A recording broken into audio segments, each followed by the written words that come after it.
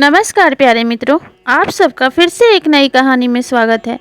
यह बहुत ही प्राचीन समय की और बहुत ही सुंदर कहानी है। यह कहानी अगर आप अपने बच्चों को सुनाएंगे तो उनमें अच्छे संस्कार आएंगे और आपके बच्चे भी संस्कारी बनेंगे, धैर्यवान बनेंगे और वे यह इस बात को समझ पाएंगे कि हमें कैसा आचरण हर किसी जीव जंतु के साथ करना चाहिए, हमें अन्य जीवों से कैसा बर्ताव करना चाहिए जिससे हमें शुभ फलों की प्राप्ति होगी।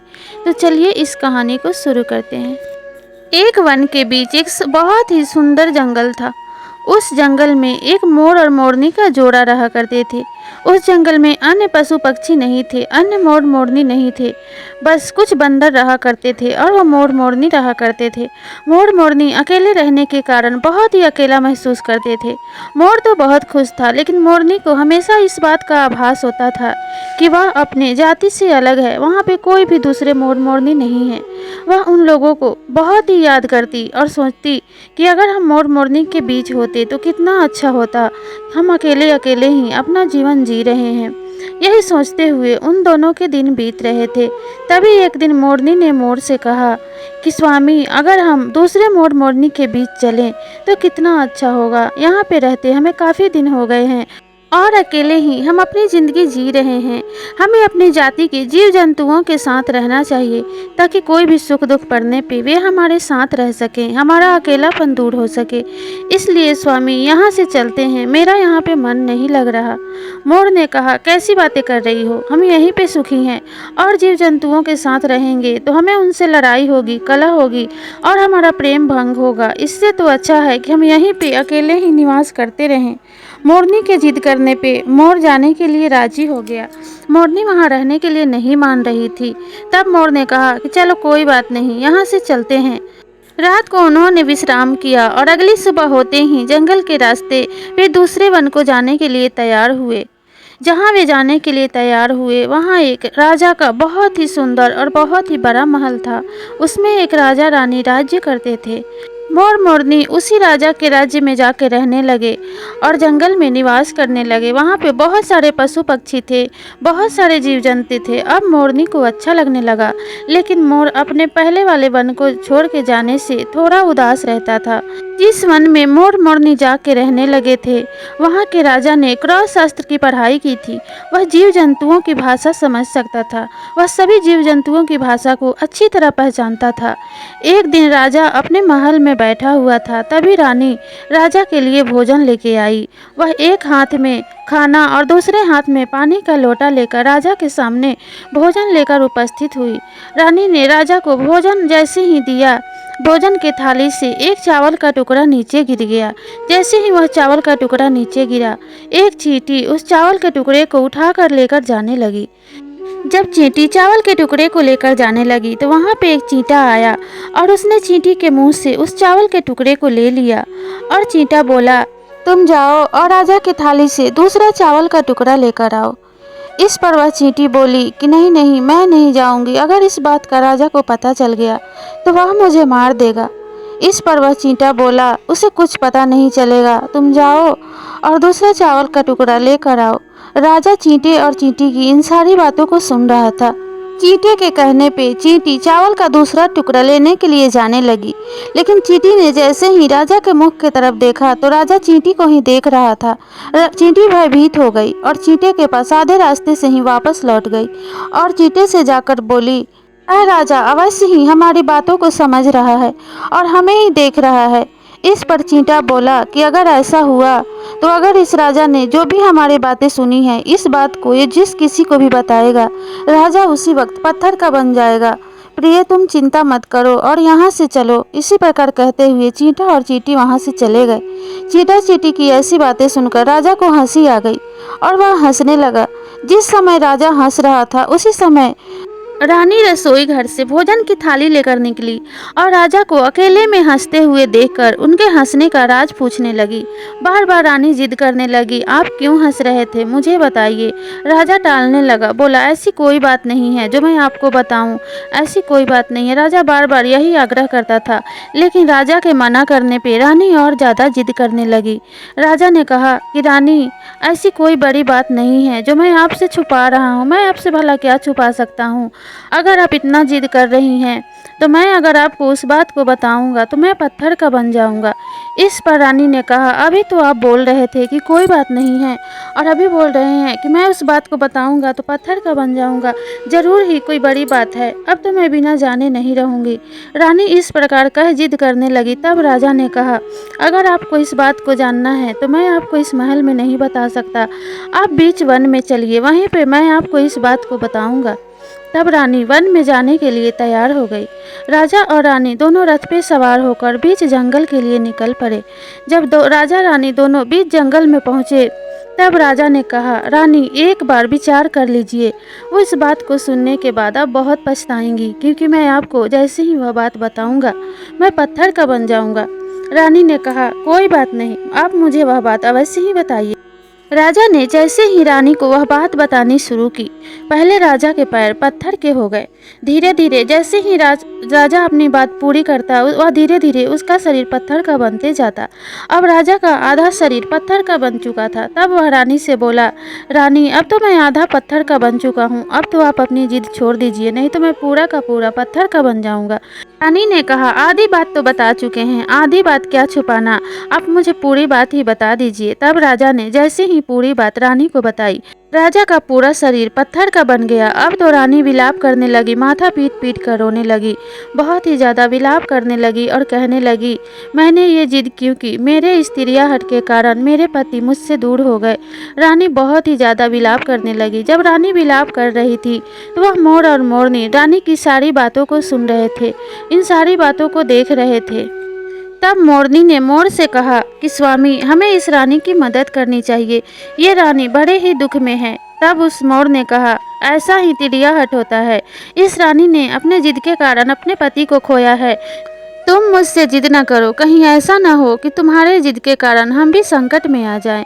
इस पर मोरनी ने कहा, हम पे भला क्या संकट आएगा, चलिए हम उस रानी के पास चलते हैं।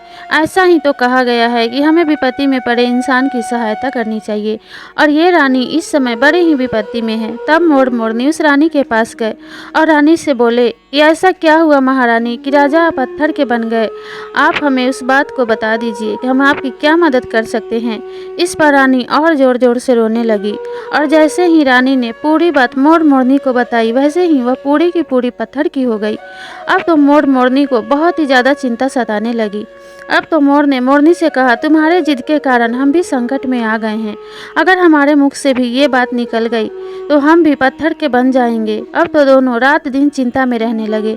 उन्हें अन्न और दाना कुछ अच्छा नहीं लगता, ना वे समय से खाना खाते, ना पानी पीते, ना किसी से हंसते, ना बात करते, रात दिन चिंता में डूबे रहते कि ऐसा क्या करें कि हमारे ऊपर से यह संकट टल जाए। इसी चिंता में दोनों के रात दिन कट रहे थे। तभी एक दिन मोर ने मोरनी से कहा कि या तो सारी विपत्ति चींटे और चींटियों की वजह से है, हम चींटे और चींटियों की पूरी प्रजाति को ही समाप्त कर देंगे, जिसकी वजह से यह मुसीबत हमारे पे आई है। न चींटे और चींटी रहेंगे, ना ही हम पत्थर के बनेंगे। ऐसा मन में विचार करके मोर मोरनी ने ढूंढ ढूंढ कर चींटियों को मारना शुरू किया। जैसे ही उन्हें कोई चींटा और चींटी दिखाई देता वे तुरंत ही उन्हें पकड़ के खा जाते। अब तो मोर और मोरनी का इतना आतंक हो गया था कि चींटा और चींटी अपनी जान बचाकर बिलों के अंदर छुपने लगे, वे मिट्टी के अंदर बिल बनाकर रहने लगे। अब तो चींटे और चींटी मारे डर के कभी बाहर ही नहीं निकलते। इसी प्रकार सारे चींटा चींटी छुपने लगे। जो कोई एक चींटी भी ऊपर दिखाई दे देता, मोर मोरनी उसे तुरंत ही पकड़ के खा लेते। चींटा और चींटी बिल के अंदर ही छुप के बैठे हुए थे, लेकिन बिल के अंदर उन्हें खाना नहीं मिल रहा था। सारे चींटा चींटी भूख के मारे जैसे ही बाहर निकलते, मोर मोरनी तुरंत ही उन्हें मार देते। दो चींटा चींटी बिल में ऐसे रह गए थे जो बाहर डर के मारे नहीं निकल पा रहे थे। भूख प्यास के मारे वे भगवान विष्णु की आराधना करने लगे, वे निराधार भक्ति करने लगे। रात दिन की भक्ति से भगवान विष्णु ने प्रसन्न होकर उन्हें दर्शन दिया और बोले, मैं तुम दोनों की भक्ति से बहुत प्रसन्न हूँ, मांगो क्या मांगते हो, आज तुम जो बोलोगे मैं तुम्हारी वही इच्छा पूरी कर दूंगा। मैं तुम दोनों की भक्ति आराधना से बहुत ही ज़्यादा प्रसन्न हूँ। भगवान विष्णु की ऐसी बातें सुनकर चींटा और चींटी ने कहा, भगवान अगर आप हमसे प्रसन्न हैं तो हमें ऐसा वरदान दीजिए कि हमारा पेट ना रहे। इस पेट की वजह से हमारे प्राणों पे संकट आ गया है। आप हमारे पेट में गांठ लगा दीजिए, जिसकी वजह से हमें भूख प्यास से परेशान न होना पड़े। भगवान विष्णु ने जैसे ही चींटे और चींटी की ऐसी बातें सुनी, उन्होंने कहा कि ठीक है, ऐसा ही होगा। उन्होंने जैसे ही तथास्तु बोला, चींटे और चींटी के पेट में गांठें पड़ गई। इससे चींटा और चींटी बहुत प्रसन्न हुए। इसके बाद चींटे और चींटी ने कहा कि हे प्रभु, हमारे पेट तो नहीं है, लेकिन हमें अभी अपने प्राणों का खतरा अभी भी है। ये मोर और मोरनी हमें मार के खा जाएंगे। आप ऐसा कोई उपाय कीजिए कि ये मोर और मोरनी हमारे प्राणों के दुश्मन ना बने। इस पर भगवान विष्णु ने कहा कि तुम चिंता ना करो, हम मोर और मोरनी से इस बारे में अवश्य बात करेंगे।